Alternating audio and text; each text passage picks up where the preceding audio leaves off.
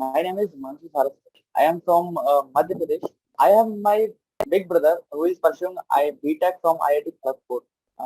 This is my family background, and I am belong from a middle class family, and my All India rank is 32,441, and call I am continuing my studying from Triple IT Sri City, which is situated in the Andhra Pradesh, nearby the Tamil Nadu and Andhra Pradesh border.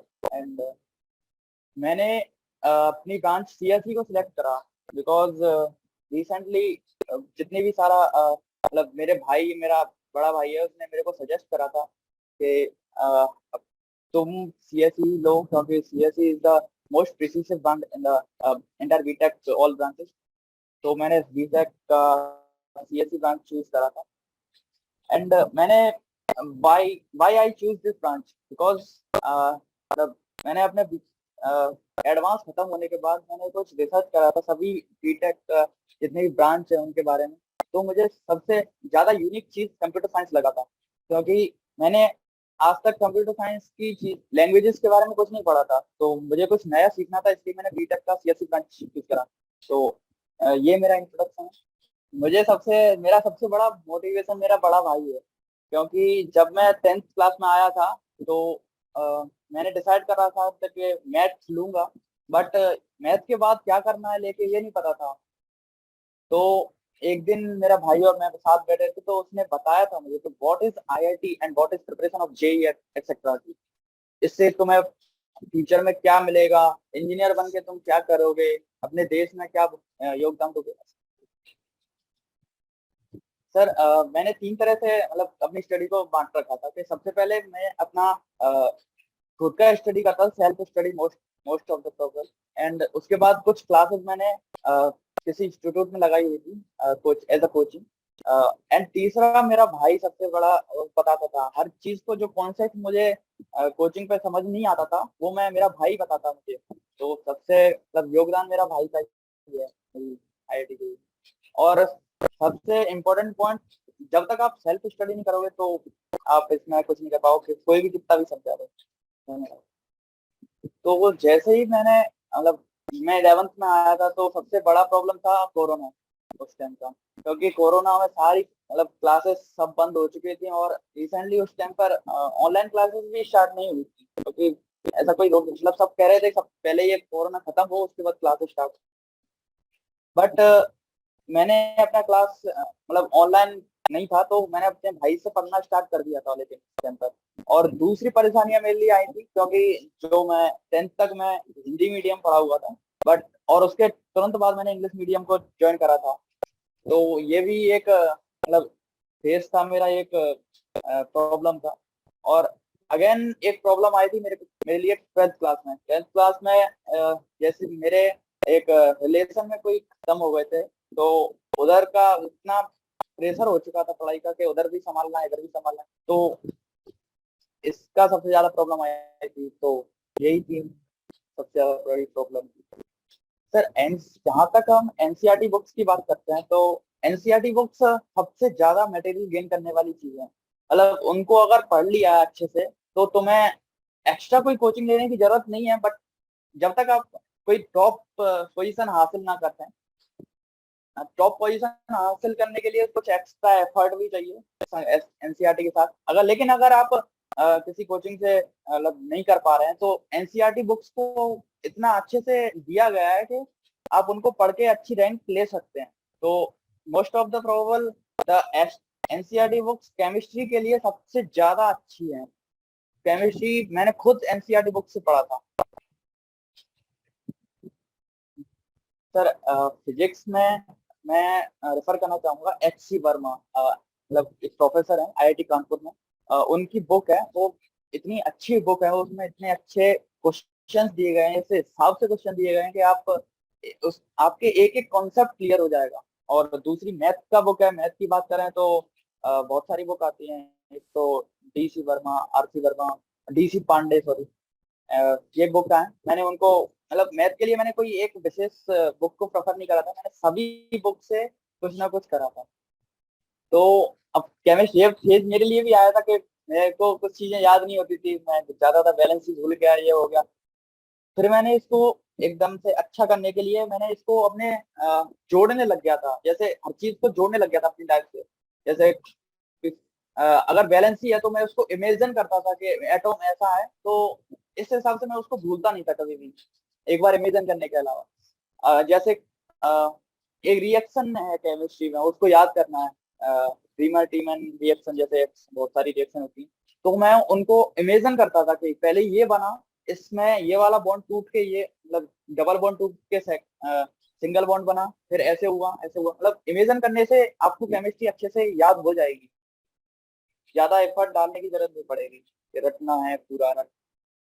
Sir जहाँ तक physics की बात है, physics literally थोड़ा सा tough topic है, but उसको हम अगर मतलब अपनी लाइफ से कोरिलेट करके देखें, क्योंकि फिजिक्स ऐसी चीज है जो हमें डेली लाइफ में बहुत सारी चीजें मिल जाएंगी। जैसे मैकेनिक्स है, मैकेनिक्स में एक बॉल को ऊपर उछला और नीचे गिरा, तो उसकी डिफरेंट पोजीशन को हम अपने आंखों से देख सकते हैं। जैसे उठा उछाला तो नीचे सबसे ज्यादा स्पीड होगा, ऊपर जाके स्पीड कम हो गया, इसलिए उसकी वेलोसिटी जीरो हो गई, नीचे आया तो फिर से स्पीड ज्यादा है।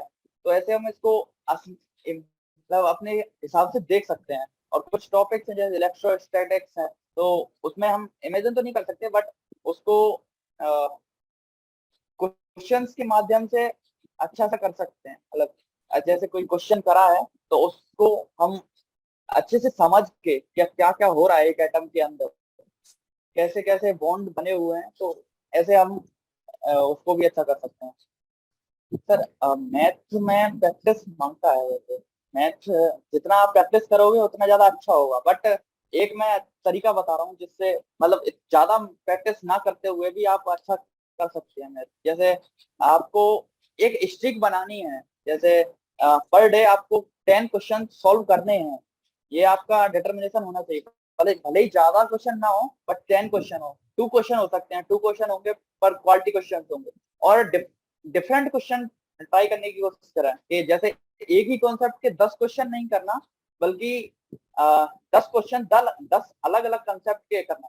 इनसे आपको कॉन्सेप्ट अलग अलग मिलेंगे और क्वेश्चन जो नए बन आएंगे, जैसे पेपर में जेई में हर क्वेश्चन हर बार चेंज होता है, तो वो आएगा तो आप हमेशा नया क्वेश्चन नहीं लगेगा तुम्हें, तुम उस क्वेश्चन को कहीं ना कहीं किसी क्वेश्चन से जो आपने प्रैक्टिस करा है उससे कोलरेट कर सकते हो। तो ये मेरा तरीका अपनाया था मैंने मैथ के लिए।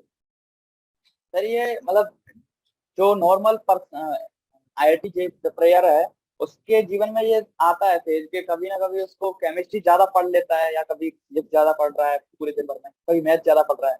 इसकी जरूरत नहीं होती, मतलब आप अगर मेंटेन करके देखें कि थोड़ा सा केमिस्ट्री के लिए ज्यादा टाइम देना पड़ता है, क्योंकि उसमें बहुत सारी चीजें याद भी करना है, उसको अच्छे से मतलब उसको समझना भी है। तो केमिस्ट्री के लिए आप पूरे दिन भर में से अगर आपके पास अगर आप 10 to 11 आवर स्टडी कर रहे हैं पर डे, तो उसमें से 4 to 7 आवर्स आप केमिस्ट्री के लिए निकालो जरूर जरूर। उसके बाद जो टाइम बचता है उसमें से भी 2 या 3 घंटे आप जिसके लिए देना जरूरी है, और उसके बाद जो भी टाइम बचता है उसमें मैथ करना है, मैथ के हर क्वेश्चन को अलग अलग क्वेश्चन करने हैं, उसमें प्रैक्टिस करना है। सर जहाँ तक घंटों की बात है, पर इसके लिए मैं कहूँगा कि अगर आपको मतलब एक रैंक लाना है, अच्छा रैंक लाना है, तो आपको मिनिमम 10 to 12 आवर स्टडी करना पड़ेगा।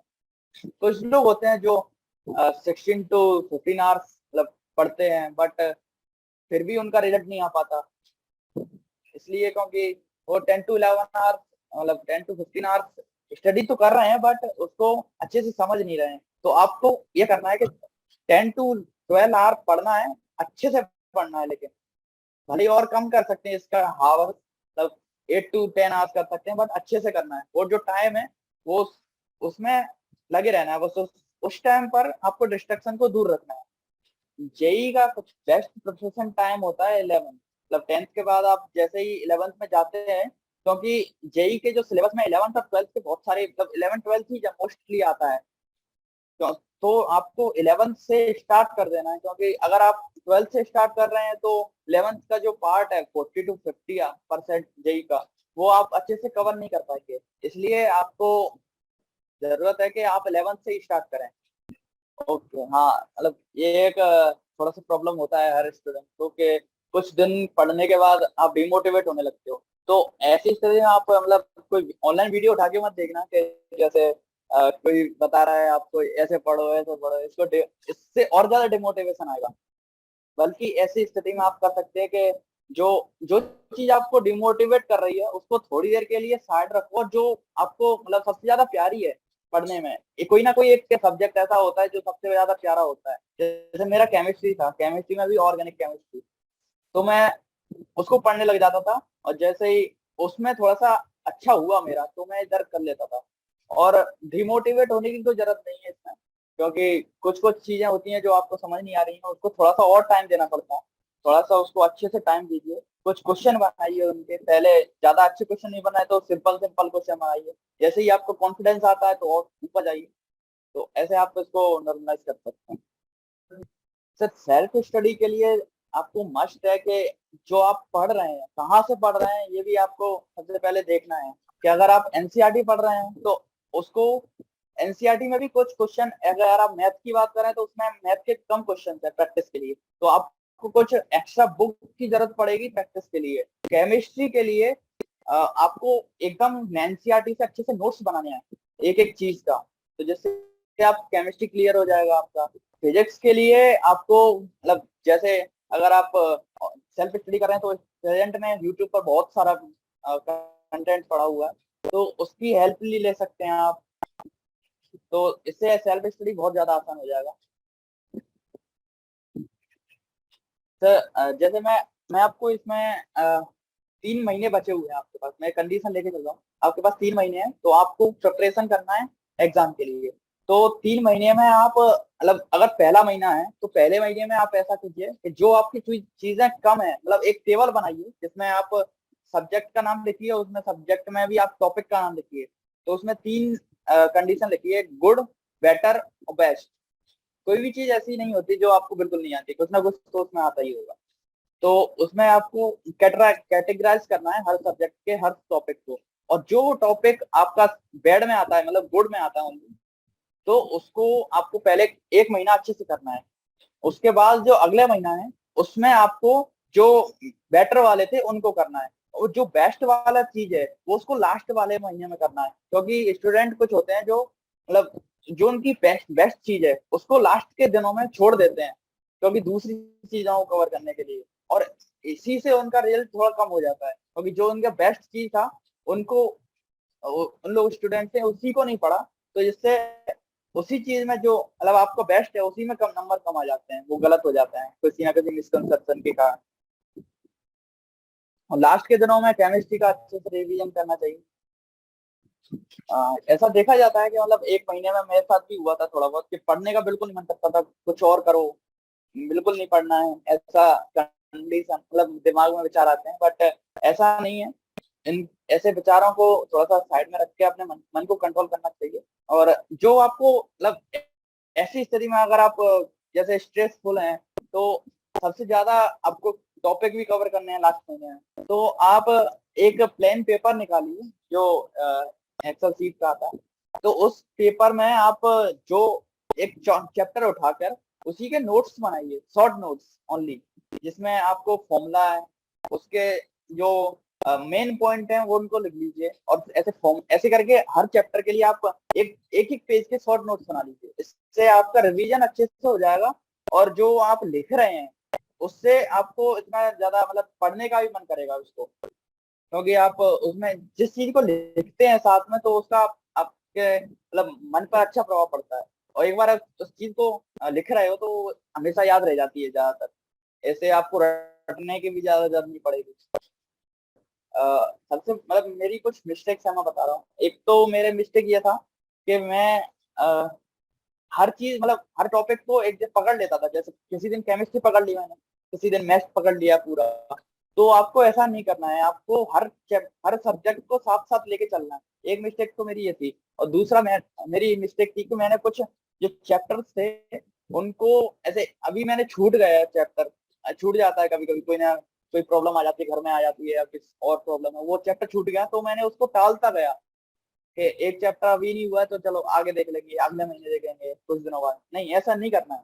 उस चैप्टर को आपको जल्द से जल्द खत्म कर लेना, क्योंकि वो लास्ट में पेपर के टाइम पे आके आपका मतलब गले की हड्डी बन जाता है, जो अब निकलेगा नहीं, क्योंकि आपको उसको निकालना है, अच्छे से करना है, बट उस टाइम पे वो नहीं हो पाएगा अच्छा। और जैसे कुछ टॉपिक्स हैं मेरे मेरे छूटे थे, इलेक्ट्रोस्टैटिक छूट गया था, तो ऐसे हैवी चैप्टर्स को मैंने छोड़ दिया था और लास्ट में जाके अच्छे से कवर नहीं हो पाए थे, इसलिए मेरा थोड़ा सा गलती हो गया था और स्कोर थोड़ा सा कम था एज माई एक्सपेक्टेशन। तो सर सुबह 6 बजे मेरी मम्मी उठा दिया करती थी, तो मैं नहा धोकर आराम से 7 या 8 बजे तक एकदम मतलब तैयार हो जाता था पढ़ने के लिए। मैं चला जाता स्टार्टिंग में, मतलब 8 to 9 AM तक मैं घर पे पढ़ता था, उसके बाद मैं अपनी कोचिंग पे चला जाता था। और वहां पर एक मेरे लिए मतलब एक स्पेस रूम था, जहाँ पर सभी लोग आपकी क्लास नहीं है तब भी आके आप वहां पर पढ़ सकते हो। तो मैं शाम तक 5 बजे तक मैं वहीं बैठा रहता था, पढ़ता था। उसके बाद मैं घर आ जाता था, थोड़ा फ्रेश होके, मतलब माइंड को अच्छा सा करके, फिर खाना वाना खा के फिर मैं 8 8 to 12 में फिर से पढ़ने लग जाता था। और इस बीच में मैं अपना एक 5 to 6 आवर की नींद भी जरूरी होती है, तो इस टाइम पे आप नींद भी अच्छा लीजिए, जल्दी सोइए, जल्दी उठिए। 12 12 बजे से ज्यादा आपको अगर लेना है तो 12 बजे से थोड़ा सा ज्यादा ले सकते हैं, 1 बजे तक, लेकिन इससे ज्यादा नहीं लीजिए, क्योंकि रात में जो पढ़ना होता है वो एक तरह से अच्छे से समझ नहीं आएगा। इसी टाइम को आप सुबह उठ के यूटिलाइज करेंगे तो इसका आप ज्यादा लाभ ले सकते हैं। तो मैं बीच में कुछ दिन के लिए मैंने 4 बजे उठना स्टार्ट करा था, तो उस टाइम पे मैंने ये पाया था कि मेरे जो कंसेप्ट थे जो खराब हो चुके थे, मैंने उसको अच्छे से कवर कर लिया था। अभी भी मैं यही स्ट्रेटेजी अपनाता हूँ कि जो जो मेरे कंसेप्ट खराब हैं, उनको समझ नहीं आ रहा चीजें, मैं सुबह 5 बजे उठ जाता हूँ और उसको पढ़ता हूँ। 5 बजे उठकर मतलब सबकी एफिशिएंसी हाई लेवल पे होती है, ये देखा गया है। तो मैं ऐसा ही अपना अपनाता था ये टेक्निक। तो ज्यादा लेट सोना भी ज्यादा मतलब खराब है, क्योंकि आपको एक तो आप जल्दी सो जाओ, मतलब लेट सोओगे तो आप भले ही आपको जितना भी सो, लेकिन आपको 8 बजे तक उठना पड़ेगा, क्योंकि आपकी क्लासेस होंगी। लेकिन इससे अगर आप सो रहे हो 3 बजे और आप उठ रहे हो 8 बजे, तो इसमें मतलब ज्यादा आपको सोने के लिए टाइम नहीं मिला 5 बजे तक। और जो अच्छा टाइम होता है सोने का, वो सुबह ही होता है। तो आप अगर, और जो व्यक्ति है वो सुबह उठ रहा है 4 बजे 3:30 बजे, तो ये भी थोड़ा सा सही नहीं है, क्योंकि ज्यादा सुबह उठना भी मतलब नींद पूरे दिन भर आपको नींद ही आती रहेगी, ज्यादा सुबह उठ जाएगी। तो मेरा बस सुबह मतलब मेरा विचार ये है कि आप ना तो ज्यादा जल्दी सोएं, ना ही ज्यादा जल्दी उठें। जैसे मैं उठता था, मैं सोता था 12 बजे और उठ जाता था 5:30 6 बजे, तो ये वाला टाइम बहुत ज्यादा अच्छा है सोने और उठने के लिए। आप जैसे कंफर्टेबल है उसके हिसाब से भी कर सकते हैं। तो ऐसे बच्चे जो है वो मतलब गवर्नमेंट की तरफ से एनसीईआरटी बुक्स मिलती हैं, ये तो फ्री होता है, तो इनको आप अच्छे से पढ़िए एनसीईआरटी बुक्स को। और जो कुछ आपको एक्स्ट्रा बुक चाहिए, वो कभी कभी ऑनलाइन गूगल पर सर्च करके आप ले सकते हैं, मतलब पीडीएफ मिल जाता है उसका, तो उसको पीडीएफ डाउनलोड करके आप निकलवा सकते हैं, तो उससे भी पढ़ सकते हैं। और प्रेजेंट में यूट्यूब पर बहुत अच्छा अच्छा कंटेंट डला हुआ है ऐसा, जिससे आप मतलब कहीं ज्यादा पैसा बर्बाद ना करते हुए भी आप अच्छे से पढ़ सकते हो उस कंसेप्ट या उस चैप्टर को। Yes sir. सबसे बड़ा वेरिएंट तो यहाँ पे लैंग्वेज वेरिएबल है, क्योंकि जहाँ मैं रह रहा हूँ, जहाँ पे मेरा कॉलेज है, वहां पर एक दो लैंग्वेज चलती हैं, एक तो तेलुगु, एक तमिल। तो आपको अगर दोनों में से कोई सा भी एक सीख लिया है, तो अगर अगर आपने तेलुगु सीख लिया है, तो अगर आप चेन्नई जाते हैं तो चेन्नई में तमिल चलता है, पास में ही चेन्नई है, तो उस टाइम पे आपको तेलुगु सीखने से भी कोई फायदा नहीं हुआ। अगर आप तमिल सीख लिया है, तो अगर आप आंध्र प्रदेश जा रहे हैं तो इससे भी आपको कोई फायदा नहीं हुआ, क्योंकि उधर तमिल कोई समझेगा नहीं, क्योंकि दोनों भाषाएं बहुत ज्यादा डिफरेंट वाली हैं। और तो ये मेरा सबसे बड़ा प्रॉब्लम है यहाँ पर, एक लैंग्वेज बैरियर, क्योंकि मैं अब मोस्ट प्रोबेबली अपना इंग्लिश ही यूज करता हूँ बोलने के लिए। और दूसरा फूड, फूड स्टार्टिंग में जब आया था तो कुछ दिन तो अच्छा लगा था, क्योंकि डिफरेंट फूड मिला था मुझे, नॉर्थ से साउथ का। उसके बाद जैसे जैसे आगे बढ़ता गया, चावल मुझे इतने ज्यादा पसंद नहीं, तो हर दिन चावल को खा खा के थोड़ा सा बोरियत होने लगती है। बट कोई नहीं, हर सप्ताह में थोड़ा सा मतलब सब सब मतलब 6 7 लोग कॉन्ट्री करके बाहर से मंगा लेते हैं, तो बोरिंग खत्म हो जाती है फिर। सर मेरे मुझे उस टाइम पर बहुत सारे कॉलेज प्रेफरेंस में थे मेरे, जैसे एनआईटी श्रीनगर और एनआईटी मणिपुर, एनआईटी इलाहाबाद, उसमें मतलब कुछ ब्रांचेस। लेकिन मैंने ट्रिपल आईटी श्री सिटी को चूज करा, क्यों? क्योंकि ट्रिपल आईटी श्री सिटी का मैंने उसके ऊपर रिसर्च किया था कि उस वहाँ यहाँ का जो पैकेज, एवरेज पैकेज अच्छा है, और अच्छा ग्रो कर रही है ये ट्रिपल आईटी। ये 2013 में बनी थी, और 2013 के अब तक इनका एवरेज पैकेज 16 लाख तक हो चुका है सीएससी का। और डायरेक्टर ने भी बोला है कि आगे कुछ सालों में और इसको और इम्प्रूव करेंगे। इसलिए मैंने ट्रिपल आईटी श्री सिटी को चूज करा था, और थोड़ा सा मतलब मुझे साउथ में भी आना था, साउथ के मतलब कल्चर को जानना था, इसलिए मैंने ट्रिपल आईटी श्री सिटी को चूज करा। अभी हमारा मतलब जैसे हमारा ट्रिपल आईटी श्री सिटी अभी अंडर कंस्ट्रक्शन है। तो मैंने जैसे ही फर्स्ट डे आया था, तो मैं अपने हॉस्टल में गया था। उसके बाद जैसे ही फर्स्ट क्लास थी, तो मैं अपनी क्लास करने के लिए आया था। तो ये जो एरिया है थोड़ा सा मतलब रिमोट एरिया है, जहाँ पर थोड़े स्नैक्स भी हैं। तो रास्ते में मेरे को एक मरा हुआ स्नैक भी मिल गया था, तो थोड़ा सा डर गए थे।